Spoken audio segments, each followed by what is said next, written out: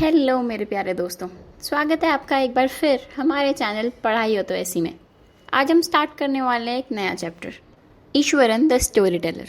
Story की शुरुआत होती है महेंद्र से, एक सिंपल सा आदमी जो एक छोटी सी कंपनी का सुपरवाइज़र है।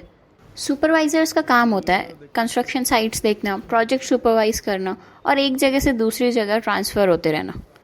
अब जैसे हर हीरो का एक साइड किक होता है ना, वैसे महेंद्र का साइड किक था ईश्वरन।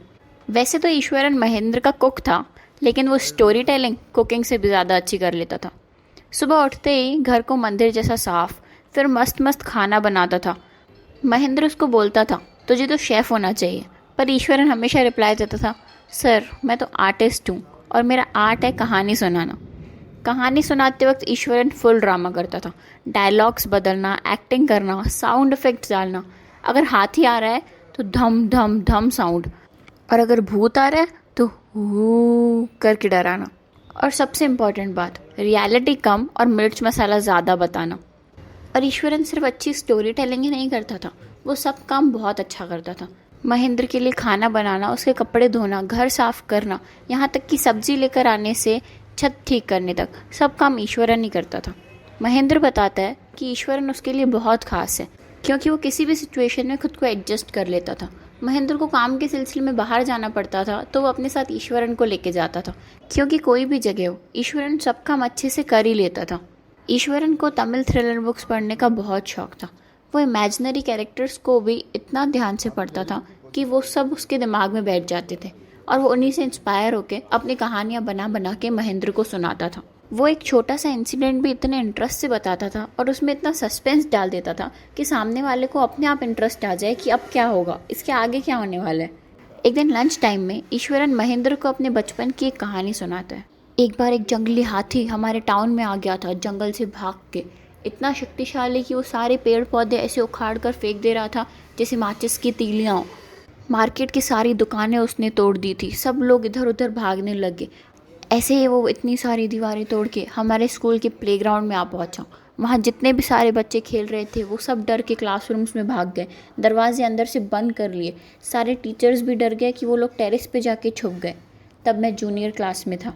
मैं टेरेस पे खड़ा होकर ये सब देख रहा था कि कैसे हाथी पूरा स्कूल तहस नहस कर रहा है। उसने फुटबॉल का पूरा प्लेग्राउंड ख़राब कर दिया, पूरे पेड़ उठाकर फेंक रहा है। तब अचानक पता नहीं मुझे क्या हुआ कि मैंने एक टीचर से उनकी डंडी ली और मैं नीचे प्लेग्राउंड में चला गया।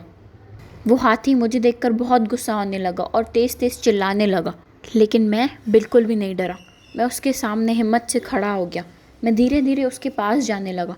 उसकी सूंड में जो उसने डाली फंसाई हुई थी, वो जैसे ही उसने मुझे मारने के लिए अपनी सूंड ऊपर की, मैंने बहुत हिम्मत दिखा के मेरे हाथ में जो डंडी थी उसके तीसरे नाखून पे जाके दे मारी।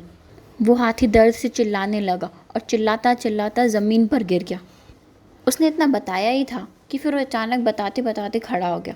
उसने बोला, मैं गैस बंद करके आता हूँ। और जैसे ही वो वापस आया, वो खुद भी भूल चुका था कि वो क्या कहानी बता रहा था। महेंद्र शौक में कि इसके बाद हुआ क्या, आगे तो बताओ। तो ईश्वरन ने बोला, अरे फिर तो कुछ नहीं हुआ।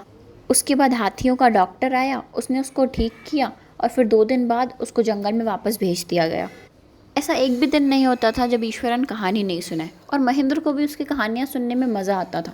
ईश्वरन हर टाइप की स्टोरी सुनाता था, हॉरर, सस्पेंस, कॉमेडी, और हर एक इतने इंटरेस्ट से सुनाता था कि सामने वाले को भी मज़ा आए। कभी महेंद्र को टीवी की कमी महसूस ही नहीं हुई, क्योंकि ईश्वरन उसको इतनी अच्छी अच्छी स्टोरीज सुनाता था। एक दिन डिनर के बाद ईश्वरन और महेंद्र बातें कर रहे होते हैं। महेंद्र ईश्वरन की कुकिंग की तारीफ़ करते हैं और ईश्वरन बहुत खुश हो जाता है। इसके बाद ईश्वरन उसको एक हॉरर कहानी सुनाना शुरू कर देता है। सर, आपको पता है कि ये जो कंपनी बन रही है ना, इसके पहले यहाँ पे कब्रिस्तान होता था। मुझे तो पहले से ही इस जगह में कुछ गड़बड़ लगती थी। हम जब पहले दिन यहाँ पर आए थे ना, तब मुझे रास्ते में किसी की खोपड़ी मिली थी, और यहाँ तक कि अभी भी मुझे कभी कभार किसी की हड्डियाँ और स्केलेटन्स पड़े हुए मिलते हैं रास्ते में। और इसके साथ साथ आपको पता है, रात को यहाँ पे एक भूतनी घूमती है, लेकिन वो तो मैं बहुत बहादुर हूँ, इसलिए मैं डरता नहीं हूँ। मैंने उस दिन उस भूतनी को देखा, बहुत ही ज़्यादा डरावनी दिख रही थी। एकदम गंदे बाल, कंकाल जैसी दिख रही थी पूरी, और उसके हाथ में किसी चीज़ का बंडल था। ये सब सुन के महेंद्र का दिमाग ख़राब हो जाता है। वो अचानक से उठ के ईश्वरन को चिल्लाने लगता है कि पागल वगैरह हो गए हो क्या तुम, और भूत वूत कुछ नहीं होता है, मुझे बेफालतू में डराना बंद करो। ईश्वरन को बहुत डांटता है उस वक्त महेंद्र, और ये सब बोल के वो अपने रूम में चला जाता है सोने के लिए। लेकिन ईश्वरन की बातें अभी भी उसके दिमाग में घूम रही होती हैं। उसको नींद ही नहीं आती है ये सब सोचने की वजह से। वो खिड़की से बाहर देखने में भी डर रहा होता है। एक रात जब वो यही सब सोच रहा था, तब उसको खिड़की के बाहर एक सफ़ेद साया नज़र आता है। एक बहुत ही डरावनी शक्ल, जिसके हाथ में कुछ तो भी गठरी थी, और वो बहुत ही अजीब तरीके से हंस रही थी। महेंद्र ये सब देख के समझ ही नहीं पाता है कि ये सब उसने सच में देखा या फिर ये उसके मन का वहम था। वो बहुत ज़्यादा डर जाता है और ख़ुद को तसल्ली दे रहा होता है कि ये सब उसका भ्रम है। और यही सोचते सोचते सुबह हो जाती है। वो जैसे ही अपने रूम से बाहर आता है तो ईश्वरन उसे बोलता है, सर आपने तो पहले मुझे डांट दिया था कि ये सब बकवास होता है, लेकिन कल रात को आपने खुद ही देख लिया ना। महेंद्र बिना कुछ जवाब दिए अपना लंच लेके काम पे निकल जाता है, और उसके साथ उसके हाथ में उसका रेजिग्नेशन लेटर होता है। महेंद्र डिसाइड कर चुका था कि अब तो इस भूतिया जगह पर नहीं रहना है और अब ये जगह छोड़कर वापस जाना है। और इसी के साथ स्टोरी यहीं पर ख़त्म हो जाती है।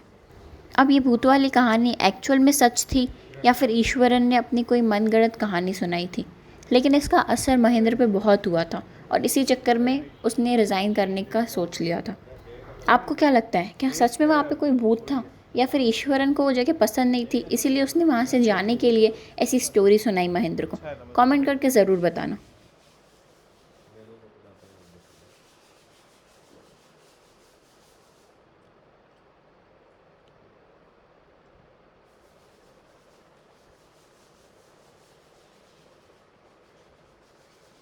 पाँच 56